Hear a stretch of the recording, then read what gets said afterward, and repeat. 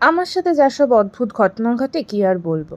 আজকে হাতে প্রায় এরকম ১০০-১৫০ ক্যাকটাসের কাঁটা ফুটে গেল।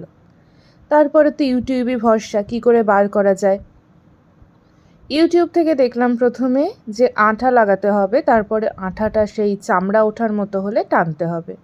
তো এক গাদা আঠা হাতের উপরে দিয়ে ওয়েট করছিলাম যে কখন শুকোবে।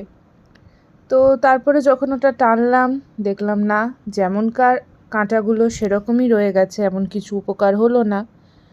তখন মা এবং একজন বান্ধবী বলল যে ভিনিগার, নুন, গরম জলে হাত ডোবালে কাঁটাগুলো বেরিয়ে যাবে।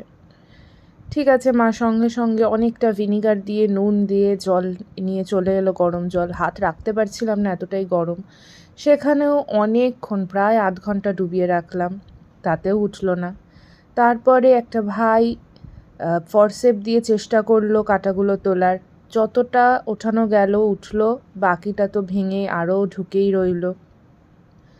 এরকম অনেকক্ষণ চেষ্টা করার পর আর ধৈর্য ছিল না, তো আবার আঠা লাগানো হলো। যা উঠছে এবার আঠাতেই উঠুক। তো কিছুক্ষণ পর আঠাটা তোলার সময় দেখা গেল যে মোটামুটি অনেকটা উঠেছে, আর ধৈর্যও নেই কিছু করার। তো সুতরাং এই অবস্থাতেই ছাড়তে হবে।